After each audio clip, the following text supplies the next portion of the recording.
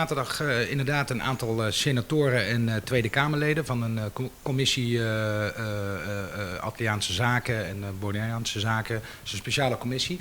Wij gaan zelf als Kamer, elk jaar gaan we naar Nederland met een aantal mensen. Daar gaan wij ministeries bezoeken, we hebben wat afspraken bij SZW, EZ, maar we bezoeken ook altijd Tweede Kamerleden. En in september waren wij daar ook en toen hebben we met de heer Chris van Dam gesproken van het CDA. En die zei, we komen dit jaar, sinds 3 jaar weer, komen met een brede delegatie, senatoren en Tweede Kamerleden, komen wij naar Bonaire. En toen zei hij, misschien is het een goed idee om ook bij de Kamer langs te komen. Nou, wij hebben daarvoor een brief gestuurd naar die commissie en daar zijn ze op ingegaan. En afgelopen zaterdag waren ze van 9:45 tot 10:30, extreem lang, waren ze bij de Kamer van Koophandel. Dat is een goed bezoek geweest. Het is natuurlijk een beetje kort en in hoeverre kun je dan een beeld geven waar wij als Kamer mee bezig zijn, maar ook wat het eiland behoefte aan heeft. Het zijn allemaal wel senatoren en Kamerleden die hier vaker zijn geweest. Een aantal komen ook privé hier naartoe. Onder andere Antje Diertens, André Bosman is hier vaak geweest. Nou, zo zijn er nog een aantal. Dus een aantal dragen wel een warm hart Bonaire toe. Dan nog moet je in 3 kwartier gaan vertellen hoe het nu eigenlijk gaat op Bonaire. Niet alleen economisch, maar wij vinden voor een Kamer ook sociaal-maatschappelijk van belang. En dat hebben wij in 3 kwartier in een presentatie gezet. En waarvan ik ben begonnen als voorzitter met een welkomstwoordje en een speech. En eigenlijk heb ik hun meegenomen om binnen 1 minuut duidelijk te maken wat Bonaire is. Wat het speelveld Bonaire is en waardoor het zo complex is. Want aan de ene kant is het natuurlijk heel erg klein, het is kleinschalig, het is overzichtelijk. Veel senatoren en Tweede Kamerleden die vergelijken het altijd met een gemeente van Nederland. 20.000 inwoners, stel je toch niet aan, dat is allemaal niet zo ingewikkeld. Nou, wij als Kamer zien dat anders. En dat hebben wij in een presentatie en in mijn speech heb ik dat duidelijk gemaakt.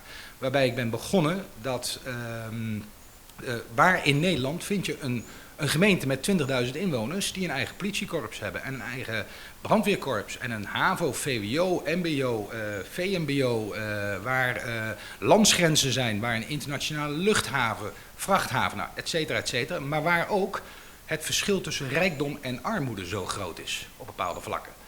Dus wij als Kamer willen niet altijd alleen maar op het economische, maar ook op het sociaal-maatschappelijke willen wij die boodschap meegeven. Dat hebben wij heel duidelijk gemaakt. We hebben ook gezegd waar $1 wordt gehanteerd, want alle Nederlandse gemeentes hebben euro's. Dat hebben zij goed opgevangen. Na mijn speech, wat kort krachtig was, en ik was een beetje de boodschapper, waarbij wij ook hebben gezegd, we moeten het samen doen. We kunnen het niet alleen.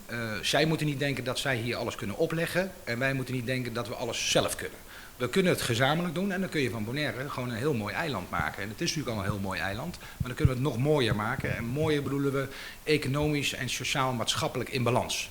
En daar hebben wij wel wat vraagtekens bij, dat dat op dit moment nog niet in de balans is wat hoort te zijn. Hoeveel? Na mijn speech hebben Jani van de Heuvel heeft een presentatie gehouden en Harry Schoffelen heeft ook een presentatie gehouden. Harry Schoffelen is de interim-directeur nu en Jani van der Heuvel is de beleidsmedewerker bij ons.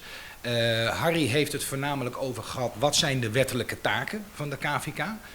Veel mensen vergeten dat wij gewoon met 3 wetten te maken hebben. Ook de parlementariërs weten dat vaak niet. En dat de KVK toch een andere positie heeft dan een KVK in Nederland. De KVK hier is sociaal-maatschappelijk veel meer betrokken. En geeft gevraagd en ongevraagd advies aan de lokale overheid, maar ook aan de Rijksoverheid. Nou, dat gebeurt allemaal niet in Nederland. Wij zijn betrokken bij de Centraal Dialoog. Dat gebeurt ook niet in Nederland. En Jani heeft wat projecten belicht waar we nu op dit moment mee bezig zijn. KVK Academy, ondernemerschap op school, de incubator van wat we in het verleden hebben gedaan en wat we in de toekomst gaan doen. 3 kwartier was te kort. Anderzijds kun je ook zeggen, dan kun je wel heel duidelijk en overtuigend, kort maar krachtig, de boodschap overbrengen. De reactie was positief. We hebben geen concrete afspraken kunnen maken, omdat het echt maar 3 kwartier was. Wel hebben wij al berichten uit Den Haag gekregen dat de presentatie in het totaal van de KVK zeer, zeer positief is ontvangen. En dat ze daar ook graag op willen voortbeduren. En wij hebben nogmaals ook benadrukt, van 2020 moet het jaar worden van niet te veel woorden, maar gewoon nou ook eens daden. En nogmaals, dat is op economische ontwikkeling, sociaal, maatschappelijk, dat is voor ons van groot belang.